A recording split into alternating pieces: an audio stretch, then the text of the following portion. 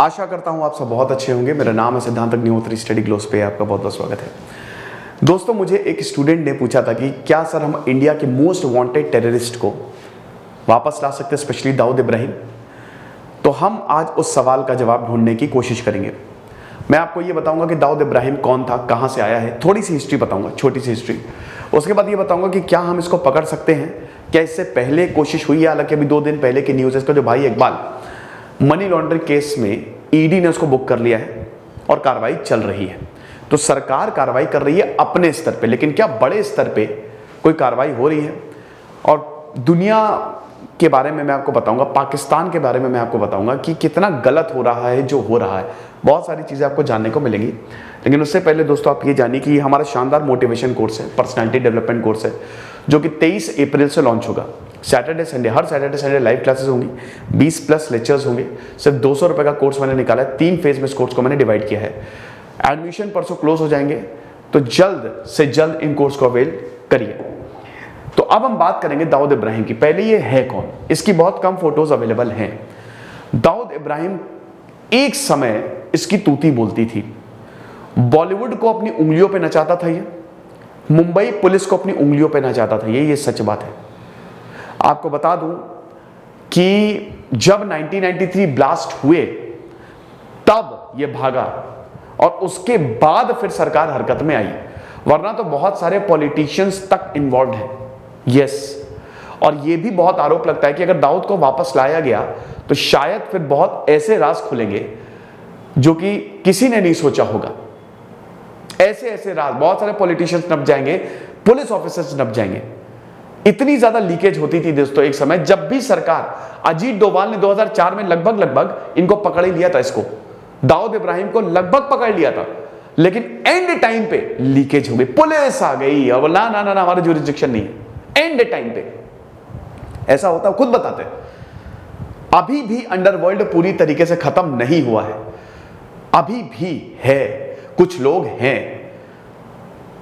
तो पकड़ना तो डेफिनेटली इतना आसान नहीं होने वाला, और अब तक भारत सरकार ने कर दिया होता। क्यों आसान नहीं होने वाला? क्योंकि ये रहता है पाकिस्तान में। पाकिस्तान डिनाई करता है, खैर वो हर चीज को डिनाई करेगा। पाकिस्तान तो ओसामा बिन लादेन दुनिया का सबसे खतरनाक टेररिस्ट कहां मिला? पाकिस्तान के एबटाबाद में। और एबटाबाद उनका कैंट एरिया है, मिलिट्री प्रोटेक्शन थी, आप समझ सकते हो। ये इसीलिए जब बोलते हैं ना कि पाकिस्तान की आर्मी और वहां की ISI सबसे बड़ी आतंकी है, तो झूठ नहीं बोलते, वो सच है। शर्म की बात है कि जावेद मियांदाद वहां का बहुत बड़ा क्रिकेटर है और उसकी बेटी की शादी दाऊद इब्राहिम के बेटे से हुई है। इनफैक्ट दाऊद इब्राहिम की जो बेटी की शादी है वो American businessman, London based businessman, ऐसे लोगों से हुई है। यानी कि ये एम्पायर बिल्ड कर चुका है, अरबों खरबों रुपए कमा रहा है डेली बेसिस पे। पूरी दुनिया में होटल्स खोल रखे हैं, चेन्स खोल रखी है, और उसके बावजूद हम कुछ भी नहीं कर पा रहे। दाऊद इब्राहिम कौन था? 1955, 26 दिसंबर 1955 में इसका जन्म हुआ। पिताजी इब्राहिम कासकर, मुंबई पुलिस में कांस्टेबल। पिताजी के बारे में बोला जाता है बड़े ईमानदार थे, वो बहुत ईमानदार कांस्टेबल थे। पुलिस की नौकरी बहुत जबरदस्त तरीके से उन्होंने की। और जब दाऊद इब्राहिम, क्योंकि इसने पढ़ाई लिखाई तो की नहीं, 7वीं 8वीं के बाद ही पढ़ाई लिखाई छोड़ के गुंडागर्दी करने लगा, ये चक्कूबाजी करने लगा और इधर उधर आवारागर्दी करने लगा। तो जब पता चला इनके पिताजी को कि मेरा बेटा ये सब कर रहा, तो बहुत मारा था इनके पिताजी ने। लेकिन वही है जो किस्मत को मंजूर होता है। उस समय मुंबई की हालत, वरद राजन एक तरफ, हाजी मस्तान एक तरफ, ये सब बड़े लीडर्स थे। कौन थे? डॉन। पुलिस भी देखिए, वैसे तो पुलिस के सामने किसी की नहीं चलती दुनिया में, मतलब इंडिया में खाली एक ही गुंडा है, वो है पुलिस, दैट्स इट। यही है जो है। जिस दिन पुलिस अपनी पावर पे आती है, हालांकि पुलिस पावर बड़ी खतरनाक होती है, इनको पावर देनी भी नहीं चाहिए, लेकिन अगर लॉ एंड ऑर्डर के हिसाब से ही चलते हैं तो ये सबकी बैंड बजा दें, एक जुर्म आपको नहीं मिलेगा, सब साफ कर सकते हैं ये। इनके पास इतनी पावर है, इतनी पावर है। लेकिन वही चीज है ना कि पुलिस रिफॉर्म्स आए नहीं, पैसा है नहीं। मैं पुलिस वालों से बात करता रहता हूं, आप समझिए कि इनकी ड्यूटी इतनी खतरनाक होती है, 24 घंटे इनको चौकन्ने रहना है। आप घर पे खाना खा रहे हो, रात में फोन आ जाएगा, आ जाओ, इनको जाना पड़ेगा सब कुछ छोड़ के। पैसे हैं नहीं, क्वार्टर्स ऐसे हैं कि क्या बताएं। पुलिस रिफॉर्म्स आने बहुत ज़्यादा ज़रूरी है। तो ऐसे में रिश्वत आती है, ये खुद मानते हैं, और वो लेनी पड़ती है। नहीं लेंगे तो कमाएंगे कहाँ से ये। लेकिन वही चीज़ है कि भाई पुलिस की नौकरी अगर आपको कमाना ही था तो आप पुलिस की नौकरी में आए क्यों? आपको कहीं और जाना था। फिर आप ये समझिए कि पुलिस के एक तो एंट्रेंस को थोड़ा सा उसको लेवल अप करना पड़ेगा, एंट्रेंस एग्जाम अच्छा करना पड़ेगा, मेंस वेंस डालें, क्योंकि ये सबसे शानदार नौकरी, सबसे शान की नौकरी होती है। येट ये थोड़ी इजी नौकरी है। लोग इसका पहले तो भाई बहुत सारे ऐसे मुन्ना भाई एमबीबीएस मिल जाते थे कि हाँ चलो हमने एग्जाम दे दिया, बट खैर वो चलिए पुलिस का अलग हो गया। तो दाऊद इब्राहिम जो है वो इधर हाजी मस्तान, वरदराजन, हाजी मस्तान जो था वो जो डॉन था वो, लेकिन उसूलों वाला उसको बोला जाता है। उसने कभी गरीबों के पे नहीं हुआ, वो अमीरों से ही लेता था, थोड़ा रॉबिनहुड टाइप का उसका वो था जो उनकी इमेज थी। और उसके बाद ये बोला उसने, तो खैर इलेक्शन भी लड़े थे। बहुत सारे डॉन्स हैं वो तो बाद में इलेक्शन में खड़े हो गए थे। इनफैक्ट जो ट्रेड यूनियन था वो इनके कंट्रोल में रहता था। लेकिन दाऊद इब्राहिम बहुत तेजी से सामने आया। पठान गैंग उस समय बड़ा फेमस था, और धीमे धीमे करते करते करते उसने छोटा शकील, छोटा राजन के साथ मिलके उसने फिर पूरे मुंबई को कंट्रोल करना शुरू कर दिया। 1985 के बाद सिर्फ एक ही नाम था दाऊद। डी कंपनी बनाई इसने अपने भाई के साथ मिलके, और वो इतनी ज्यादा, समझ लीजिए कि बॉलीवुड स्टार्स की तो फोटोज है दाऊद इब्राहिम के साथ। अब बॉलीवुड स्टार से बोला जाता है, लेकिन देखिए मैं उनकी गलती नहीं मानता।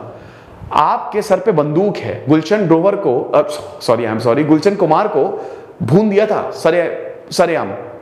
टी सीरीज के मालिक मंदिर से बाहर जा रहे थे, भून दिया गुलशन कुमार को। राकेश रोशन के ऊपर गोलियां चला दी थी।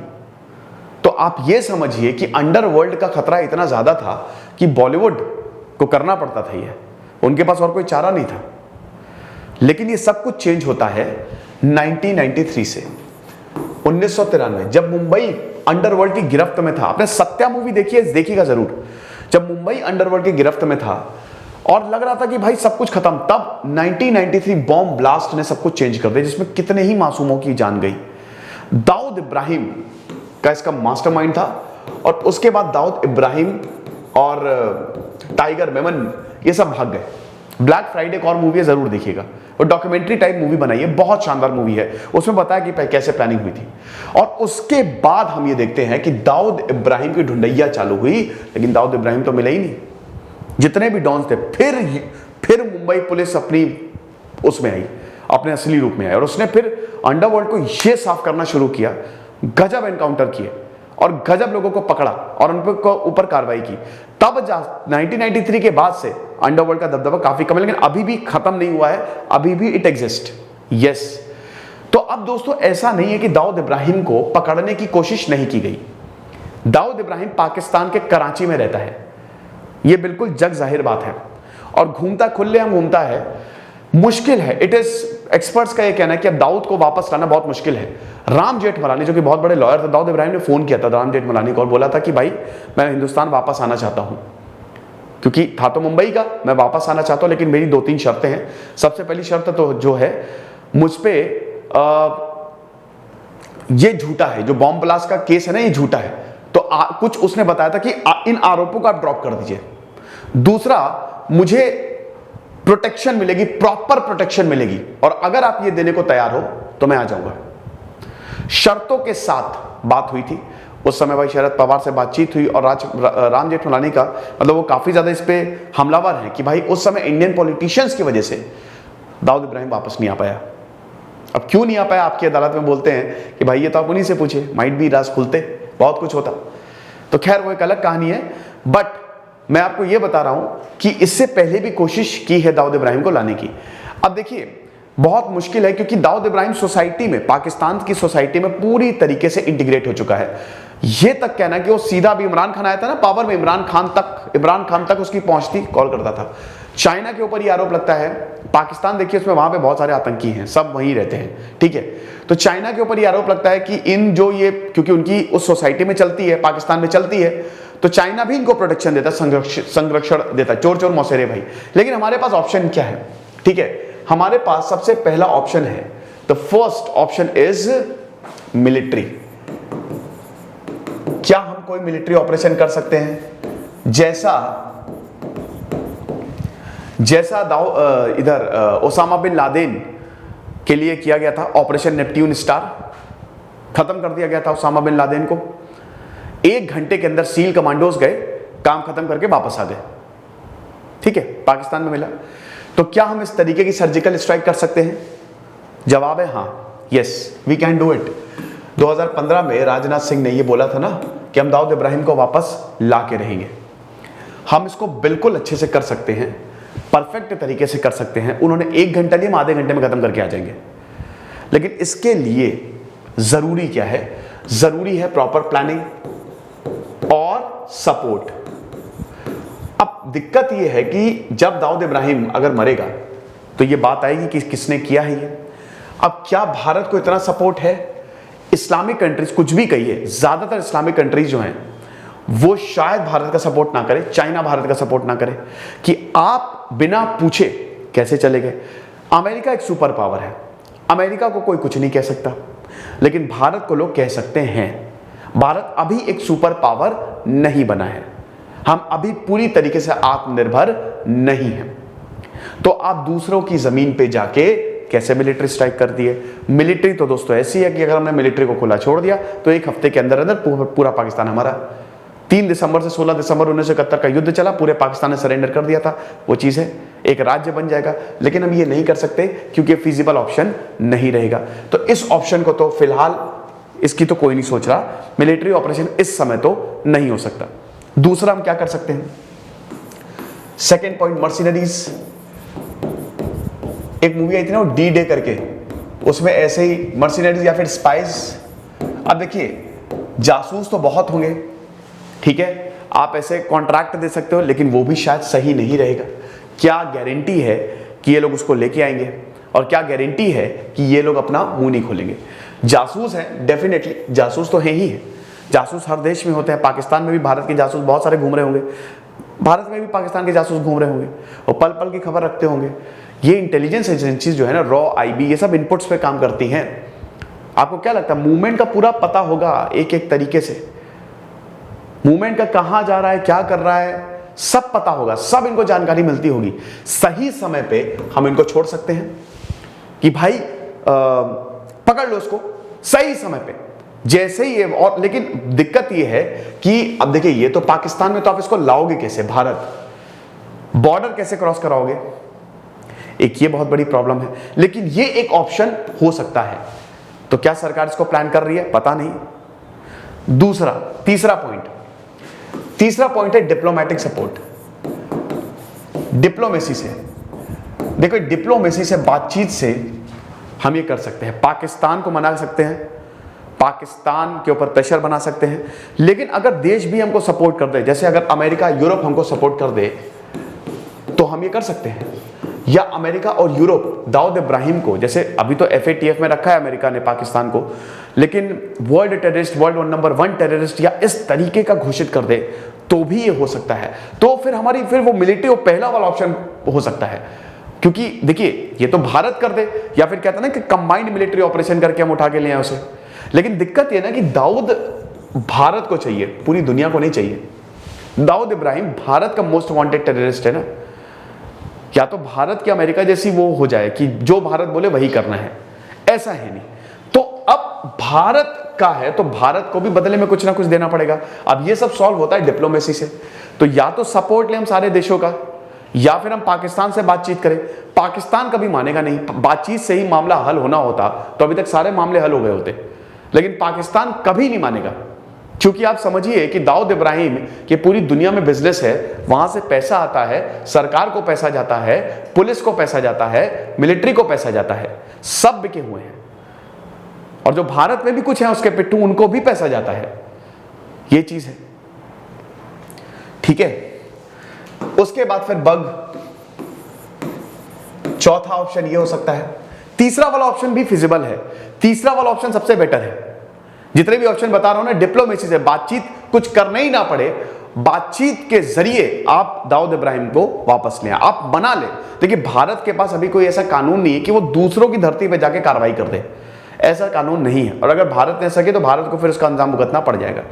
फिर बग, दाऊद की ही सिक्योरिटी में, जैसे कहते नहीं कि जब मेजर मोहित शर्मा जो है वो इंडिया के जो स्पेशल कमांडो थे वो, ठीक है भाई, ही वॉज द कमांडो, और आतंकी बन के गए और आतंकियों का सफाया कर दिया। तो ऐसा भी हो सकता है कि हम अपना ही बंदा उनकी सिक्योरिटी फोर्सेस में इम्प्लांट कर दें। देखिए, हमको उसको चाहिए नहीं, उसको मार दो ना, सिंपल सी बात है, उसको खत्म कर दो, दैट्स इट। अगर हम ये कर सकते हैं, वी कैन डू दिस। तो ये भी एक ऑप्शन अवेलेबल हो सकता है। ये चौथा ऑप्शन है कि हम सिक्योरिटी के अंदर ही खलल डाल दें। लेकिन दोस्तों, दाऊद इब्राहिम की सिक्योरिटी बहुत ज्यादा टाइट है, वेरी टाइट सिक्योरिटी। अगर हम बात करते हैं तो वेरी वेरी टाइट सिक्योरिटी, बहुत मुश्किल है उस तक पहुंचना। कहते हैं कि परिंदा भी पर नहीं मार सकता, किला है उसका जो घर है। तो ये भी ऑप्शन फिजिबल है, लेकिन उतना रियलिस्टिक नहीं लगता, थोड़ा फिल्मी वाला लगता है, but yes it is possible. बात यह है कि अगर आपने दाऊद इब्राहिम को पकड़ भी लिया तो आप ले कैसे जाओगे?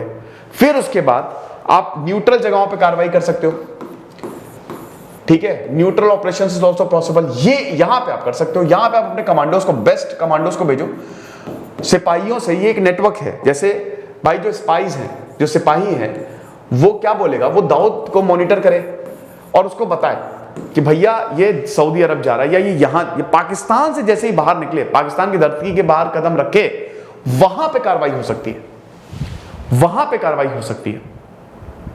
एक और एक्सपर्ट्स ये बोलते हैं कि हम उनकी फैमिली के थ्रू भी, जैसे अब भाई इनके जो परिवार वाले हैं, उनकी तो शादी हुई है ना, अमेरिकन बिजनेसमैन, लंदन के बिजनेसमैन, बेटी की शादी हुई है, उनके थ्रू भी हम दाऊद इब्राहिम तक पहुंच सकते हैं।